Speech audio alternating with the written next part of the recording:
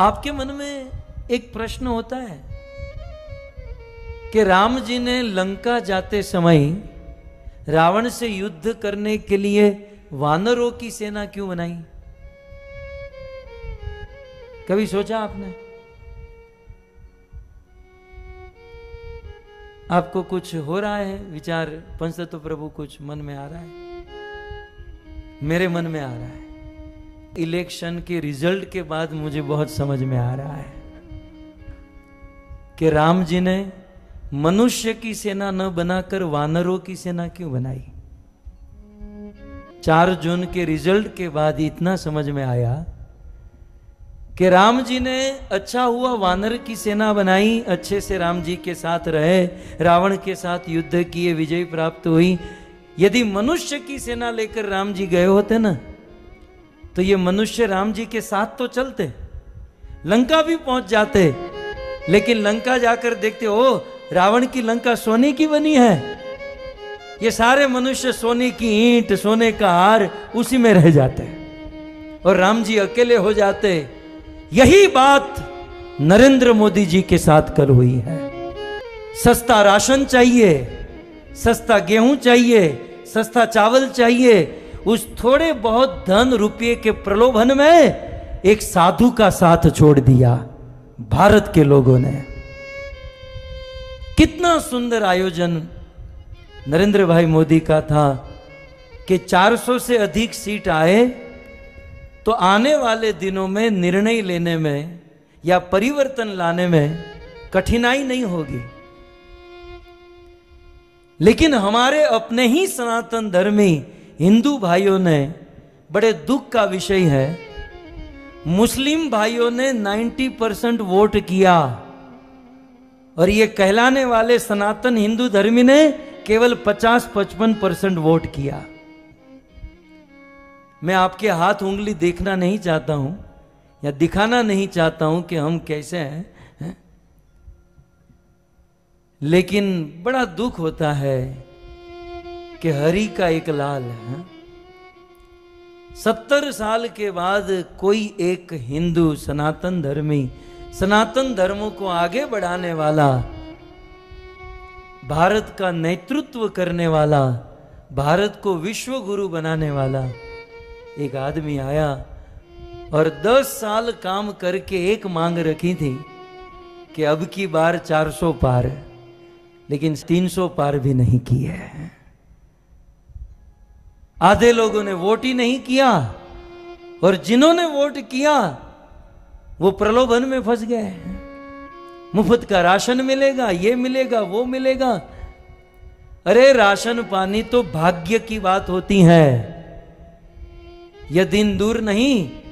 यदि जनसंख्या पर नियंत्रण नहीं किया गया तो विधर्म की संख्या बढ़ेगी और यह कथा कीर्तन करना भी कठिन हो जाएगा।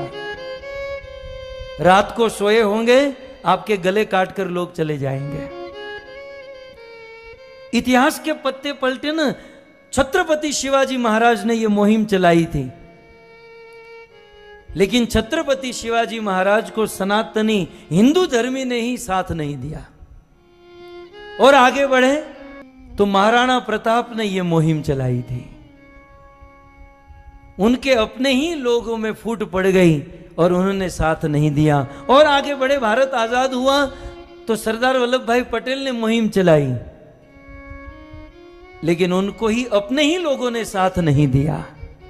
और आजादी के 70 साल के बाद एक आदमी 10 साल के अगाह परिश्रम के बाद 400 पार जाना चाहता था, लेकिन हमारे अपने हिंदू सनातन धर्मी ने ही उनका साथ नहीं दिया। मैं तो मोदी जी को यदि मेरी आवाज पहुंचे तो यही सलाह दूंगा, भाई आप 70 साल के हुए हो, खा पीकर मौज करो, ये किसी के नहीं होने वाला है। इनको गुलामी करने की आदत ही पड़ गई है। एक आदमी ने बहुत सुंदर लिखा कि ऐसा लग रहा था कि हिंदू जागा है। ऐसा लग रहा था पिछले 10 सालों में कि हिंदू जागा है, लेकिन कल समझ में आया जागा था बाथरूम करने के लिए, फिर सो गया।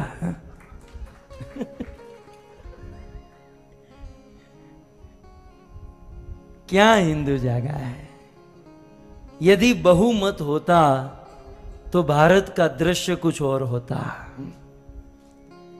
हम अपने आप को भारतीय मानते हैं ना, तो भारत का संविधान थोड़ा बहुत जानना चाहिए, भारत का गणतंत्र हमें समझना चाहिए, और हमें हमारी जिम्मेवारी समझकर काम करना चाहिए था।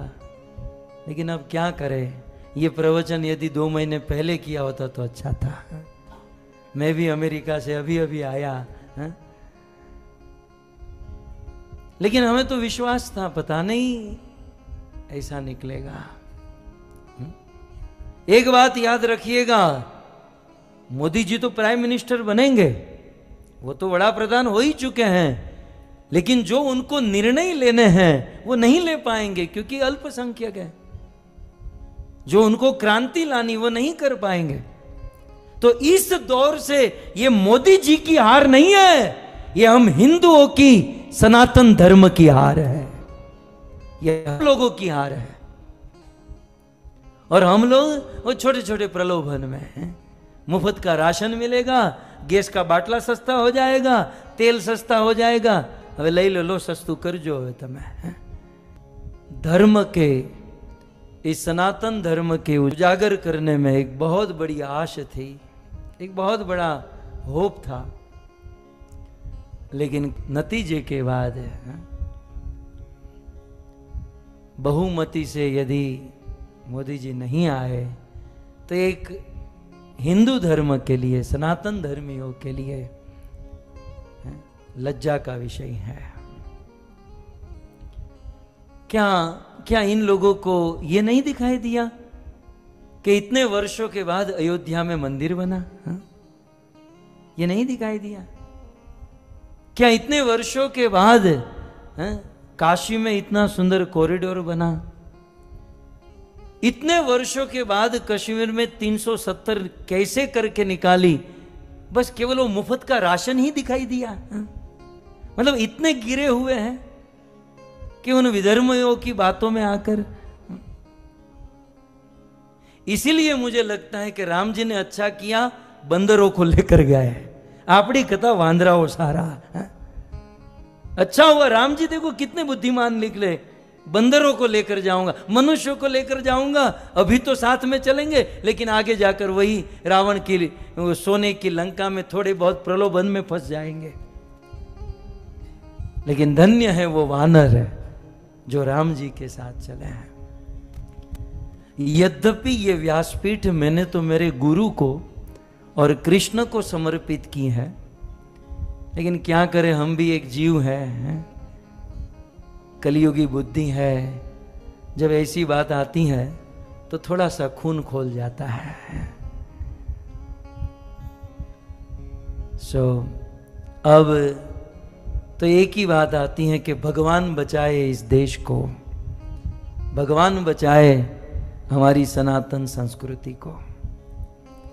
परंतु यदि 400 पार हुआ होता तो दृश्य कुछ और हो गया होता।